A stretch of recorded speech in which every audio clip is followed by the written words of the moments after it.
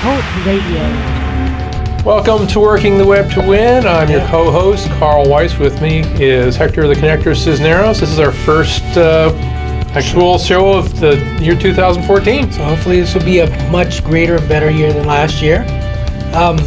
Before we get deep in the show, should I just give the call-in number? So you could do that in case you want to join the conversation.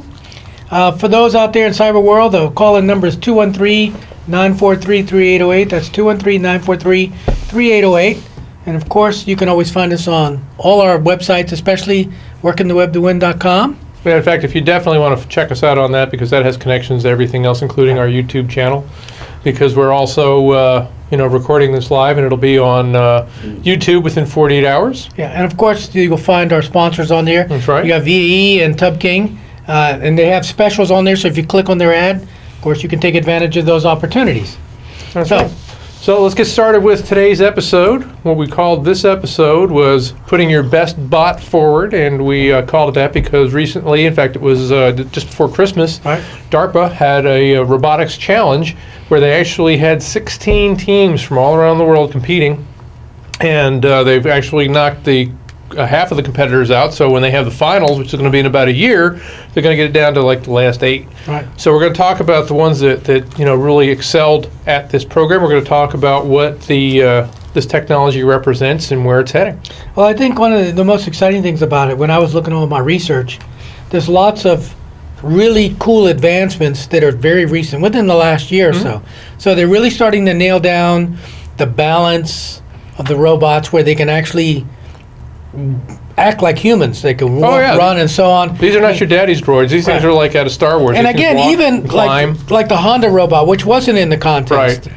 Possible. They've upgraded that robot, I don't know, 12 times, 3 dozen times. It's the same robot, That's right. but they keep upgrading it, and now that you could see it running and doing all kinds of really cool stuff. So, I did, my research was, we always do our research independent of each other. Right. And one of the things that I always noticed was what other things that are going on in the robot world that wasn't part of the DARPA contest, because the DARPA contest by itself is pretty cool. Yeah, well, actually, let's talk about that after the fact. Okay. Let's talk about the DARPA contest, because the DARPA contest was kind of unique, because it's kind of almost like one of the X Games, Yeah. It's more or less the robotics Olympics, and Pretty much the robotics Olympics. Yeah, and believe me when I tell you that there were some people, maybe not Olympic athletes, but us, who would have trouble competing with some of these robots. I mean, they had to do quite a lot. They had to be able to drive a vehicle. In fact, let me pull up my little graphic here, which talks about some of the tasks that they had to perform. They had to be able to climb a ladder. They had to be able to open a series of doors, remove debris from a doorway, walk across rough terrain. Right. They, of course, had to drive to the accident location. site, the location.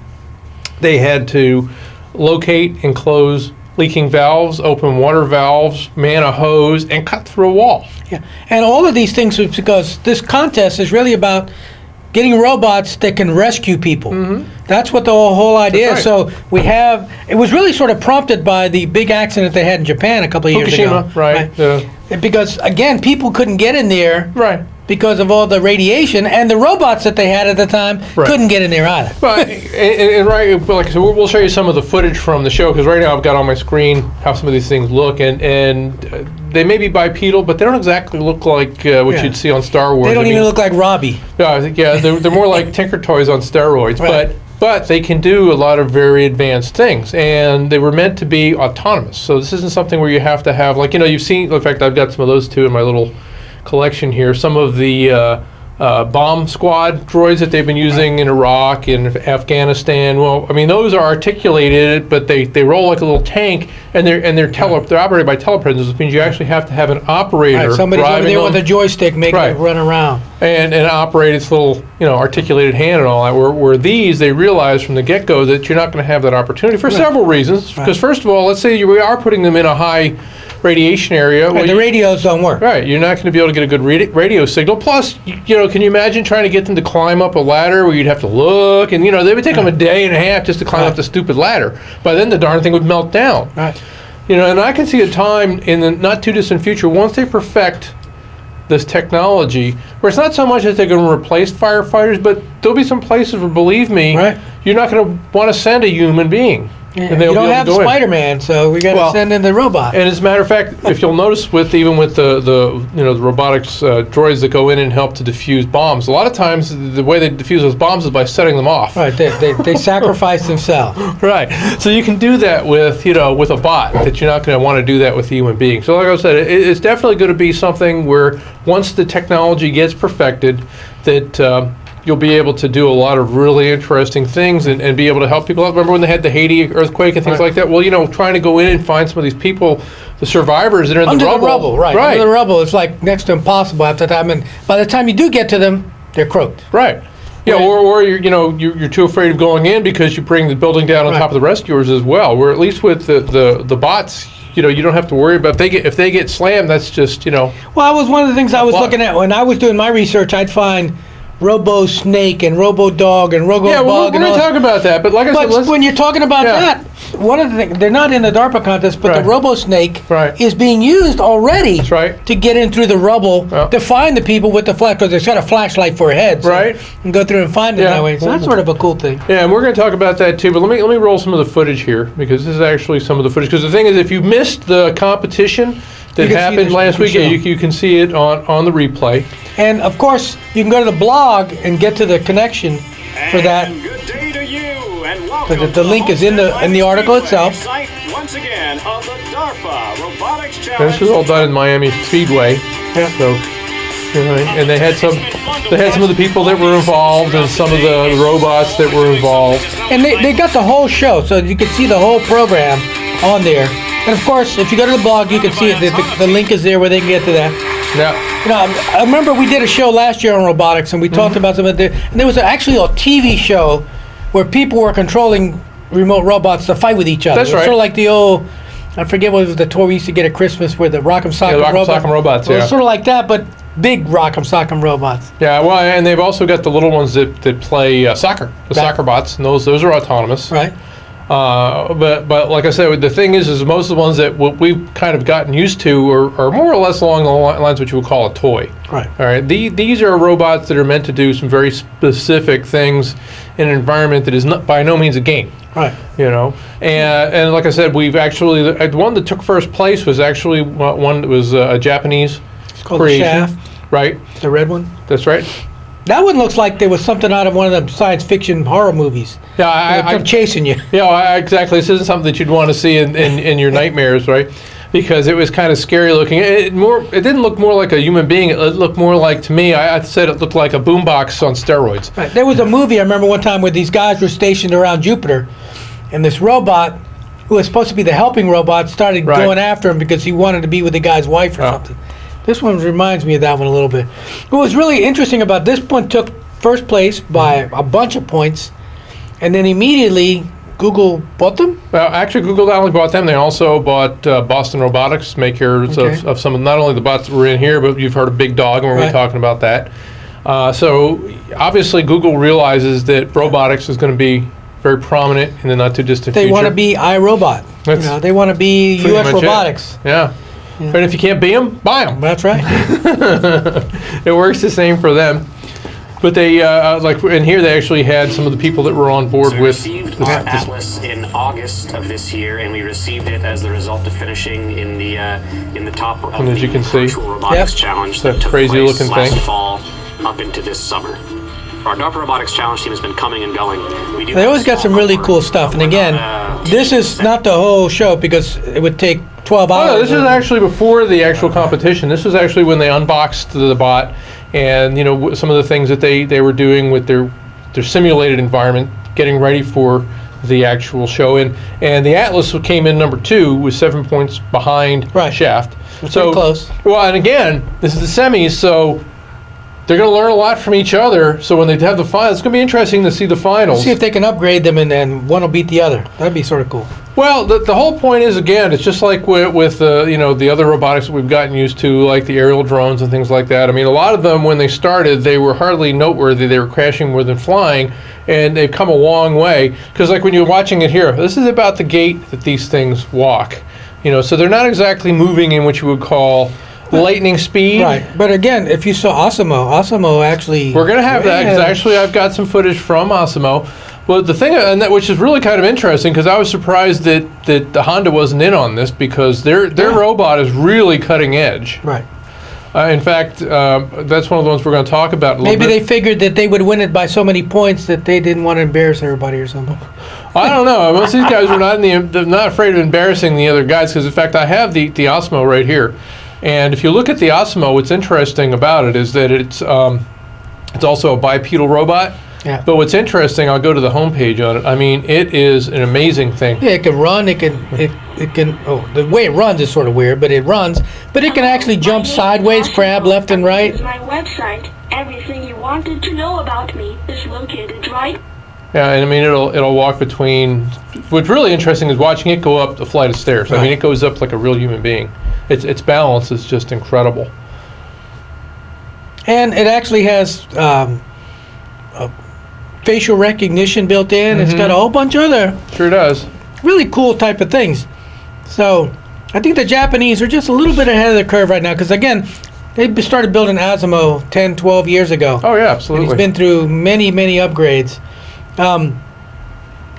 I noticed that the NASA one, which I thought was going to, Valkyrie. we were talking about this Right. before the thing. We Yeah. thought the Valkyrie was going to take, And when you look at take the point names. standing, it got 0. Yeah, So I don't yeah. know. It didn't get off the bus apparently. Maybe it like had a major meltdown or something. Well, again, that's this technology. When you're looking at something this sophisticated, because you have to realize how sophisticated these things are. I mean, when you look at them, they look like Tinker Toys. But when you realize what they were designed to do, it's pretty incredible, because they're raising the bar on a number of different levels, and they have to be able to do it on their own. Yeah, I noticed that RoboSimian only did like 14 points, and I was wondering, that was another NASA jet propulsion one, and for some reason that one didn't do as well. Well, again, though, when you look at how they did it, they're still in the running. Okay, RoboSimian was really a strange-looking cooter when you look at it. I mean, it's really a bizarre looking. Yeah, it looks like one of those things out of like, not Star Trek, but I was going to say, Star Wars. no, SG-9 or something, one of them weirdo looking things. But again, that brings me back to where I was saying when I was doing the research. I mean, people are going to say, well, what's important about this to me? Well, the reality is, there's a lot of things that is really important about all this robotic technology. That's All the advances in prosthetics and all this kind of stuff come directly out of this. That's right. A lot of the advances in the construction and manufacturing of these robots. I showed you the insect, the spider. That was totally printed with 3D printers. And it looks and acts just like a spider. Yeah, we'll bring that one up too in a little bit. I just wanted to show them some of the things, because the point is that by putting out a $2 million prize, You get people interested to go and figure out how to do this stuff. that's right, and that's what it takes, And again, if they can make a robot's arm articulate and grab and can pick up an egg without breaking it and all, guess what? That translates directly into somebody who lost their arm over in Afghanistan or something, where they can replace it and do the same kind of thing. So these things have far-reaching implications that you normally would not think about. But the thing is, like when you look at some of these, like remember Big Dog we were talking about, and then the other one was Wildcat. I got a little video on Wildcat. And that one's sort of weird because again, that's a gas-powered one. As you can hear, it makes a lot of noise. But it really runs. I mean, this thing does like 16 miles an hour. You would not be able to outrun it for very long. Again, that one looks like something out of one of the science fiction movies where, you got Robo Mule or something. But again, a lot of these are becoming autonomous, and that's one of the big jumps. We've had a lot of kinds of robots where you program it and the arm comes out, and I mean, half our automobiles are built by robots today. Okay, well, and now see a lot of because you're used to having the industrial robots. One of the ones I put on here was Baxter. Have you ever seen Baxter? I haven't seen Baxter. Baxter's interesting because Baxter is an industrial robot, but it's an industrial robot that does things a little bit differently. It's got fake eyes. Well, it does, and it's in fact, what makes it interesting. Let me cue up a video for you, because Baxter, like most of your industrial robots, they put them inside these big cages because if they swung, it would take your head clean off. Well, the way Baxter works is he's actually designed to work right next to you. And let me cue up one of his things. Here he is packing some toys or something in a box. But wait till you see this, because it's very interesting. He can work up close and personal because he actually has a camera up there, and he'll look around. You'll see him when he's packing the boxes, and you can actually to program him. It's not so much programming. You actually get up there and you show him how to manipulate whatever you're That's trying really to do. cool. But watch, you can see his little eyes move and you see his head moves. So he's actually looking around. So if you happen to come up behind him and he swung, he would stop. He's not going to go clang, and knock you into the. Let's see if his head background. swings, and his head swings back around before he brings it around. You can see the little camera up top there. Right. And again, it's really sort of funny. He's like, I got a laptop on his head with pictures, But Yeah. the camera's right above that. Right. But like I said, it definitely is a droid that is going to take, processing to the next level, because this is something that can work right next to you. Yep. And he's only $20,000. He's only $20,000. So when you think about the sophistication of these things, And that, again, and the cost, when I was talking about the implications for humans, one of the implications is if you're a low income worker, right, if you're a worker who is not high skilled, right, guess what? Robots like Baxter may be replacing you here in the near future. Yeah. And that's an issue. People have to understand that the people who don't know anything, they're going to be the ones out of jobs. Because if a person can spend 20 grand on a robot, right, and that's it, and that robot's good for like 5 or 6 years, that's a heck of a lot cheaper than paying somebody for 5 or 6 years. absolutely. And then I can see people saying, "Hey, we need to get a raise because a robot just replaced us or whatever." Or you'll walk into Walmart and there'll be a greeter robot. Well, Baxter could do that right now if he really wanted to. It wouldn't be that hard. So these, again, they have far-reaching implications. I think there's the immediate implication is for people who have handicaps like lost legs, lost limbs, lost arms, and the not too distant future, even vision. Because if you're blind and the computer can actually see what it needs to see, it can talk to you now and tell you what to do. You need to move your foot left or right or whatever. There's an object on your right, move to your left. I can see that happening in a very short period of time. Why don't you run down the stats of the contest? Who went first, second, and third, and fourth, and so on. Okay, well, actually, that was on the main homepage. So let me go back to that. Well, it's on the blog, so I got it up on the screen here, too. So we know Shaft took first with 27 points. And then Team IHMC Robotics, which is from Florida Institute for Human Machines and Cognition. They took 20 points. Where are they located? Is that in Tallahassee? I believe so. I think it's in Tallahassee, Florida.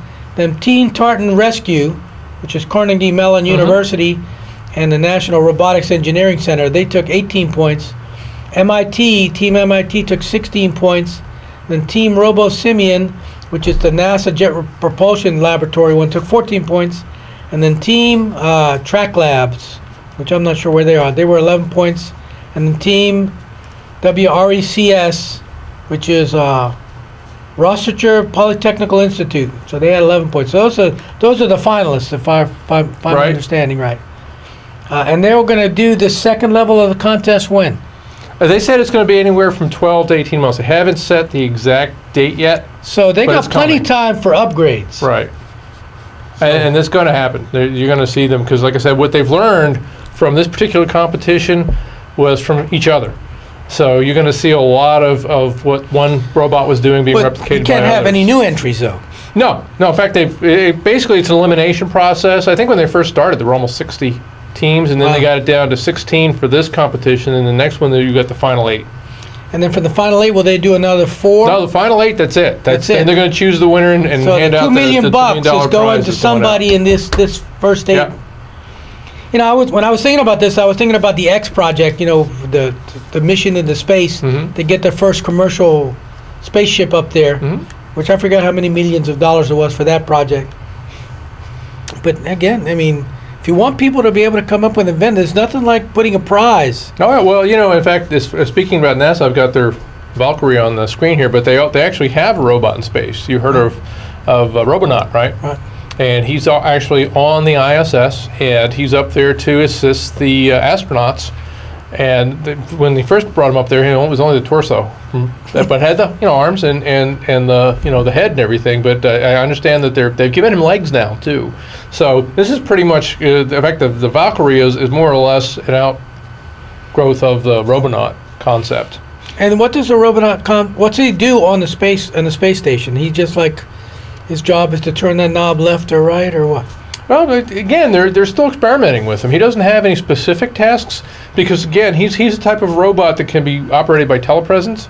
So, the problem with, remember when they almost drowned the Italian astronaut not too many months ago? So every time you send these astronauts out into space, it's a life-threatening situation. Sure, they're not on Earth. So if they can use the robot to do a lot of these tasks where they don't have to put an astronaut's life on the line. Plus, it takes those guys like 4 hours just to get into their suit. So Right. it's a long process. Well, and then they can only stay out there so long because after a while, just the suits are very bulky. They're not very comfortable. So you can only handle being in those things so long. With the Robonaut, he can stay out there all day, all night. He doesn't complain. You can put him out the airlock and he won't die. You don't have to worry about still paying him young. overtime or anything. Get me some milk. I can see that happening. So, I know if you go to the blog, there's the show notes page. So you've been hearing us talking about these different pictures that you see. You can actually click on any of the show notes page, and you can get to a lot of this stuff, and you'll actually see lots and lots of videos. Yeah, and now we can talk about some of the cool ones that were out there. Because there are several of them that I've seen that I thought were really interesting. In fact, let me show you this one. This one, if you don't like snakes, you're not going to want to watch this video, by the way. Yeah. Speaking of AI, Here's the snake bot. You ever see this one? yeah, I actually saw a picture of it where they were using it Yeah. to climb through the rubble. Oh, yeah, and I've seen them. If you throw it and it grabs a pole, it'll wrap around a pole and then slither up the pole. So, I mean, you can really do some pretty scary things. And again, this one doesn't have any skin on it.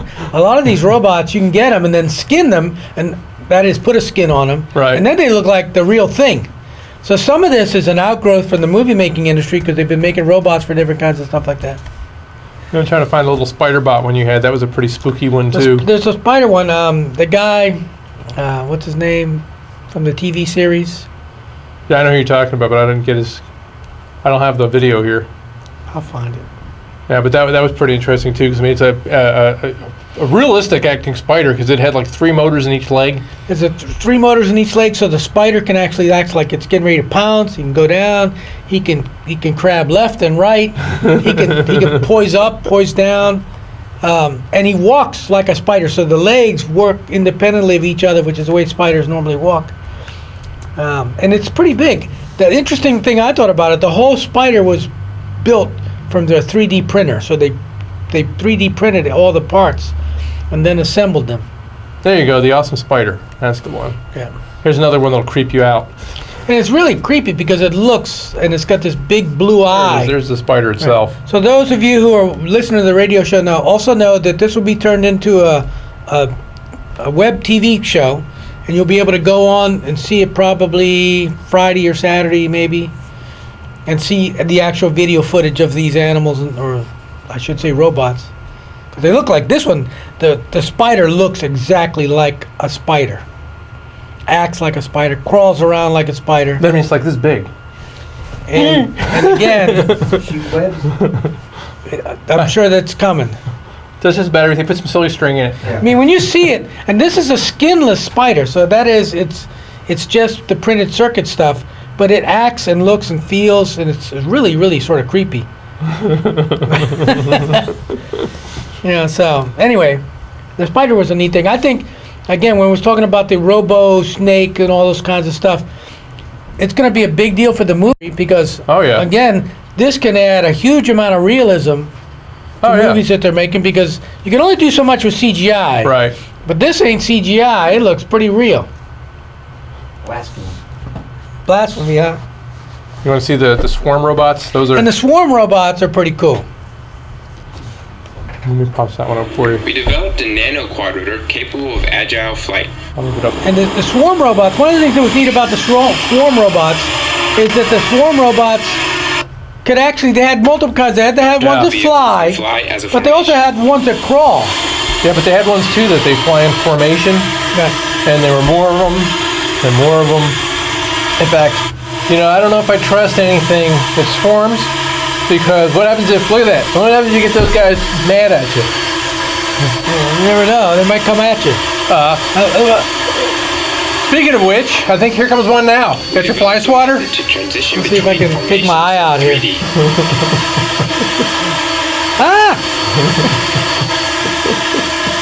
I should have brought my slingshot. Here, I'll get him. I don't know, man. We don't want to get him upset. The team can also navigate in environments with obstacles. And Look out. and the swarm robots that they were the flying ones, they could actually fly them in formation, fly them around obstacles. They even did a flying figure 8 pattern where they're missing each other. The other one that I thought was neat about the swarm robots, they had these ones that could crawl. So if you had a child that was in a radioactive room or something, they were down. The swarm robots crawl up to them, grab them, and drag them out of the room. But it might be like 3 dozen of these little robots grabbing on and pulling them out. That was pretty wild. And again, they can see that video on the by going to the blog and hey, this thing's gonna go. I don't know. Leave it there. Don't let it get back up. take it. Don't let it get back up. I got it. Oh. So we have a couple minutes left in the show. We want to make sure that we thank our sponsors for helping us bring all this cool news to everybody. We want to thank VE Cigarettes. Again, you can go to workingthewebtowin.com and see the ad there. And there'll be a new ad coming out, actually, so that'll be really cool when you see that. And, of course, Tub King and Senior Bathtub, where you can get the best really cool-looking bathtubs or senior bathtubs. That's right. And you can also pick up our, this episode will be up in about, 2 days? Yeah. And, again, the video we actually put on the Working the Web. Yeah, that's the difference between watching and listening. I mean, if you like to listen, fine, but if you actually go to the web TV show, which is on YouTube, then you'll actually be able to see a lot of the video we're talking about So here. if you're like me and you like to podcast stuff and listen to it while you're driving around in your car, download the radio show. If you want to see it, go to the website. You can really see all the stuff on.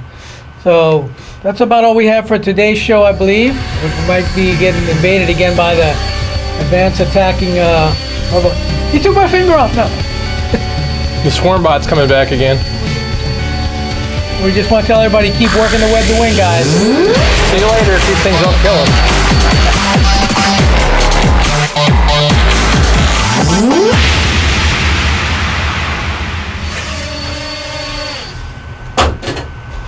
Hey, that's the best I've ever flown at.